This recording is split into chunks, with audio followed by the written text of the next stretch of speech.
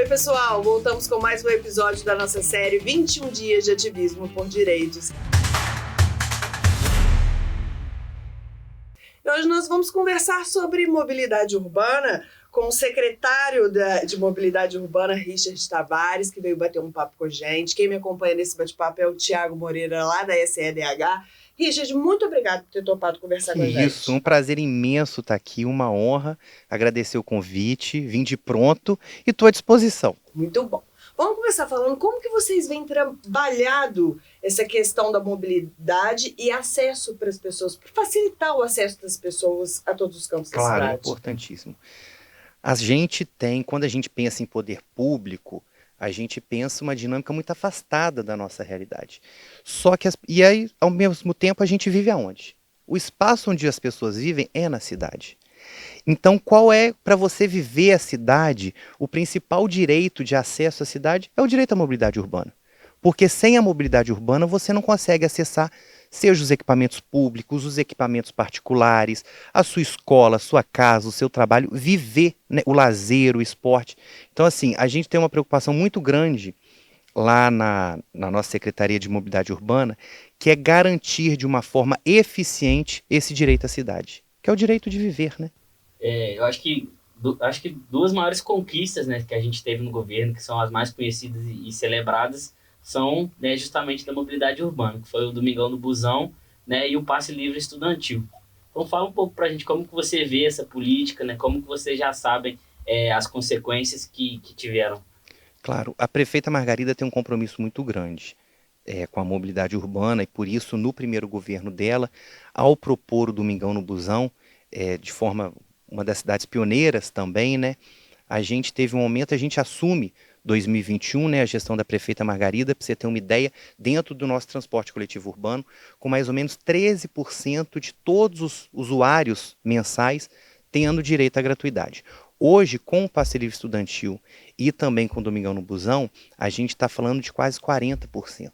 Então, a cada 3 pessoas que utilizam transporte coletivo urbano, uma pelo menos faz a utilização da gratuidade. Seja por conta dos seus direitos constitucionais, a pessoa idosa, PCD, seja por conta do Passe Livre Estudantil e do Domingão no Busão. O que a gente tem que compreender? Às vezes a gente tem uma lógica de utilizar o transporte coletivo urbano para ir para o trabalho, para ir para a escola, que são obrigações que nós temos que ter. E no domingo, às vezes você tem uma família que mora longe, às vezes você tem um compromisso, você quer ir na igreja, você quer visitar o parque, você quer visitar o museu. E a gente sabe que as pessoas em uma situação de vulnerabilidade social é mais difícil. Então nós temos o ponto que é o seguinte, às vezes uma família de 4, 5 pessoas fazer uma visita à igreja, ou uma visita ao museu, ou a visitar a avó para fazer aquele gostoso almoço de domingo, seriam 10 passagens de ônibus. Então, assim, eu alio a esses 2 grandes pontos que você coloca, que é o Domingão no Busão, o Passe Livre Estudantil, é também a questão do congelamento da passagem, né?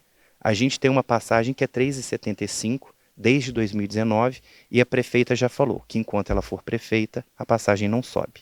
Agora, vamos falar dessa essa nova licitação que tem a escuta da população, Sim. Não é? Queria que você comentasse essa questão de ouvir o usuário.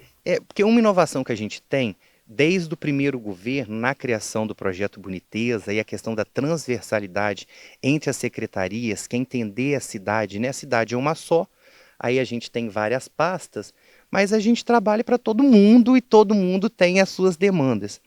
Na questão da nova licitação de transporte coletivo urbano, a gente nada fez que a participação popular, que é algo que a prefeita preza muito. Então a gente poderia ter pensado um sistema, o melhor sistema de forma técnica, o melhor sistema de forma econômica, financeiro, mas quem vive o sistema? E quem enfrenta aquela realidade? E quem passa aquela dificuldade todo dia? Seja porque o ônibus está atrasado, ou o ônibus está fazendo um barulho, ou o ônibus, a rampa de acessibilidade não está funcionando. A gente precisa ouvir quem utiliza para saber como faz uma proposta melhor. Então, inovando esse ano, a gente abriu nos últimos 30 dias agora, do dia 2 de outubro até o dia 2 de novembro, uma consulta pública que a gente deu oportunidade de todas as pessoas, sejam elas usuárias ou não, sejam elas interessadas em participar da licitação ou não, o Tribunal de Contas, o Ministério Público, para falar como que deve ser o próximo transporte coletivo urbano da cidade, que seja melhor, mais eficiente, mais confortável e mais acessível a todos e todas, né? Então, acessível. Vamos continuar falando, então, de acessibilidade. Vamos. Como que a sua secretaria vê esse desafio? Porque é um desafio. É um desafio. É um desafio muito grande que a gente tem que pensar o seguinte, a gente tem vários tipos de usuários. A gente está falando, seja usuário que não só transporte coletivo urbano, mas nós temos que usar nas pessoas PCD, nós temos que pensar nos pedestres, nós temos que pensar nas mulheres grávidas, sabe? Nós temos que pensar, assim, nas pessoas idosas. E é um desafio quando você está na cidade, às vezes você sai de casa e você não tem uma calçada acessível, você não tem uma rampa de acessibilidade, e você está numa situação de vulnerabilidade, você precisa pegar um ônibus, a rampa não funciona. Então a gente tem que ter um olhar agora, primeiro que já tem feito um trabalho formidável a SEDUP, que acredito que você já tenha entrevistado a Cidinha, nossa secretária, que é um novo centro histórico da cidade, porque é no centro onde todo mundo da cidade vai, todo mundo frequenta o centro. Todo mundo se encontra. Todo mundo se encontra no centro da cidade. Então eu acho que a reforma do centro histórico vai proporcionar uma qualidade de vida com calçadões, sabe, a mobilidade ativa, importantíssimo. Temos nessa nova licitação, já prevendo duplicar a oferta de veículos adaptados, que a gente sabe que é uma demanda, e é uma demanda que a gente tem uma parcela ali reprimida. Então, assim, as ruas não aumentam, né? A gente tem que pensar o seguinte, às vezes você tem um lote, ali era uma casa, aí de repente a casa virou um prédio, então onde moravam 10 pessoas, agora moram 1.000 pessoas, e a rua não aumentou. Então, como é que você dá conta na mobilidade de atender todas as modais? Por exemplo, os ciclistas. Nós temos que pensar em ciclofaixa, sabe? Como nós vamos fazer. A prefeita é pioneira nisso. Quando era reitora na UFJF, criou a primeira.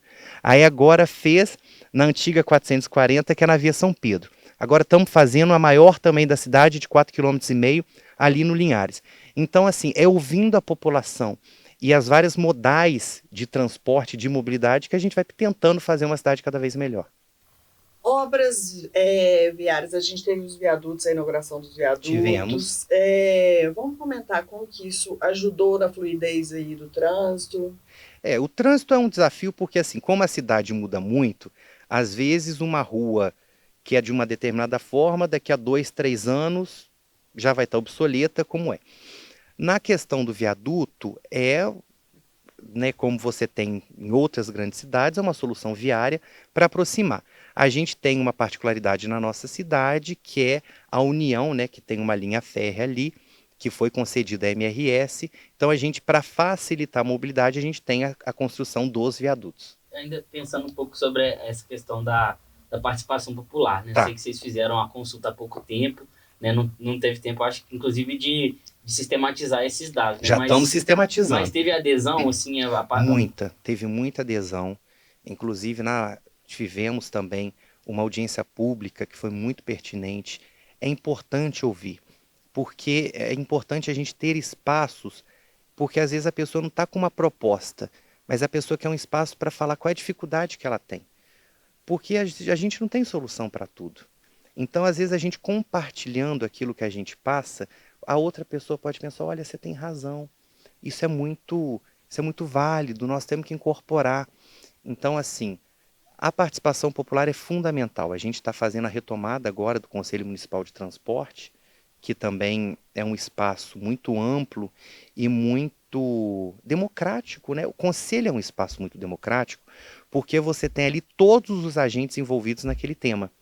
E aí, às vezes, você coloca para pensar numa perspectiva, por exemplo, eu vou colocar o ciclista pensando na perspectiva do pedestre, eu vou colocar a empresa de ônibus pensando na perspectiva da pessoa com deficiência, porque a gente tem que integrar tudo isso para achar a melhor solução, né?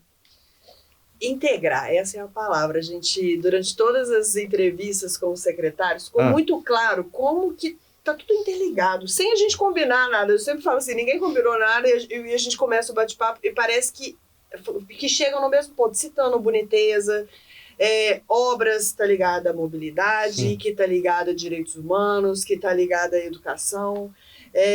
Parece que a prefeita Margarida Salomão, desde a construção do plano de governo dela, enfatizou essa questão, que todo mundo tem que trabalhar em rede, trabalhar em conjunto.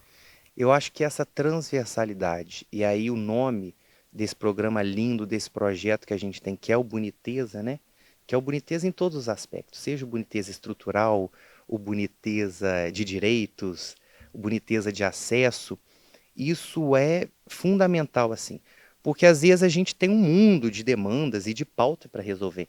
E é importante saber também o que a outra pasta está pensando. Olha, isso daqui eu posso te ajudar, isso daqui a gente estava pensando. Então, assim, já venceu a parte de ser apenas um programa, acho que já está culturalmente introjetado na prefeitura a necessidade de fazer um diálogo entre todo mundo para a gente achar a melhor solução. Richard, vamos falar assim daquelas comunidades. Eu acho que foi uma grande conquista a questão dos micro-ônibus. Porque tinha um lugar que o ônibus não conseguia chegar. Muito morro, rua apertada, viela. Como que... Sim, a gente tem uma topografia aqui em Juiz de Fora, né? Um relevo, ou é um vale ou um grande pico. E realmente, a gente tem ruas que você tem uma caixa de rua, que a gente fala que é a largura da rua, que um ônibus às vezes até consegue entrar se fosse reto, mas não consegue fazer uma curva. Como é que ele vira, né? Então, assim, um micro-ônibus foi uma grande conquista. A gente conseguiu dar uma cobertura maior em ruas e espaços que as pessoas não conseguiriam utilizar no transporte regular de ônibus. Então, assim, tem sido uma grande... E temos ainda outras ruas ainda que são mais íngremes, que talvez nem um micro-ônibus, mas a gente já está pensando numa solução para a nova concessão de transporte coletivo urbano. Tá, queria perguntar um pouco sobre a proposta da Tarifa Zero, né, que quando surgiu o projeto de lei foi muito comentado, né, e para você explicar um pouco para a gente que é algo feito, né, baseado num estudo, né, tem todo um conhecimento ali, né, empenhado em cima disso. Claro, você sabe que a prefeita é uma grande defensora do direito à cidade e o direito à cidade perpassa pelo direito à mobilidade urbana. E a pauta da Tarifa Zero é o seguinte: o ônibus não pode servir só também para as nossas obrigações diárias. O ônibus, seja na Carta Universal de Direitos Humanos, na Carta das Pessoas com Deficiência, coloca que o direito à mobilidade, o acesso ao transporte público de qualidade, é fundamental para as pessoas atingirem seus objetivos. A nossa proposta de Tarifa Zero é o seguinte: é que todo mundo tem acesso para todos os seus interesses, seja para estudar, seja para trabalhar, seja para visitar sua família, seja para conhecer nossa cidade, seja às vezes para fazer um exame de saúde, que às vezes a gente sabe que é difícil. Eu tenho um exame especializado marcado, eu moro num bairro, eu tenho que ir no centro, eu tenho que ir na farmácia buscar um remédio. Então a questão da Tarifa Zero busca o quê? Busca de fato efetivar o direito à cidade das pessoas. A nossa proposta é o seguinte: a gente tem, para você ter uma ideia, são 7,5 milhões de usuários. 7,5 milhões de usuários por mês utilizam transporte coletivo urbano. São realizadas por dia em Juiz de Fora quase 8 mil viagens. Então é um sistema imenso. E existe uma forma onde todo mundo, onde os empregadores com 10 funcionários ou mais vão pagar o valor da tarifa real. E pagando o valor da tarifa real, esses 10 empregadores ou mais, públicos e privados, a prefeitura é um deles, dentro deste fundo, a gente consegue custear o valor do sistema, que garante a gratuidade para que todo mundo possa andar de ônibus quantas vezes forem necessário. Richard, vamos comentar um pouco de fiscalização no trânsito. Eu acho que perpassa também por educação, por conscientização das pessoas. Sim. Isso é fundamental, porque não adianta, assim, lá na Secretaria de Mobilidade Urbana, a gente que disponibiliza as credenciais, sejam para as pessoas idosas ou pessoas com deficiência. E a gente tem aqui em Juiz de Fora um número de vagas maior do que exigido por lei, uma lei federal. Então a gente tem a oferta dessas vagas para que as pessoas façam o seu acesso. Só que chega lá, tem um engraçadinho parado. Então a gente tem aumentado, junto com o Conselho das Pessoas com Deficiência, reforçado a fiscalização, e não só de forma punitiva, porque a gente entende que a pessoa sabe que ela está parada no lugar errado, mas uma questão educativa, né?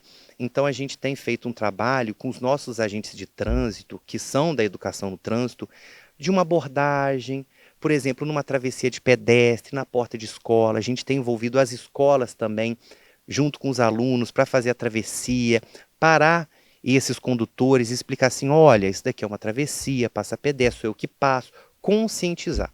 Então a gente tem que ter um trabalho, para além de fiscalização, de conscientização e educação, porque é cultural, né? E a cultura você tem que ir lá trabalhando, é um trabalho de formiguinha, é de tijolinho em tijolinho, para a gente garantir essa questão do acesso a essas vagas tão importantes.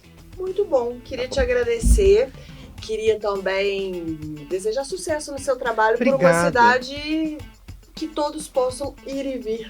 Né? Isso. Obrigado, muito obrigado. Obrigada, Richard. Obrigada, Thiago. Obrigado. E a gente vai ficando por aqui até o próximo episódio com mais uma conversa aí sobre temas relacionados aos direitos humanos e todo o governo. Um abração, até mais.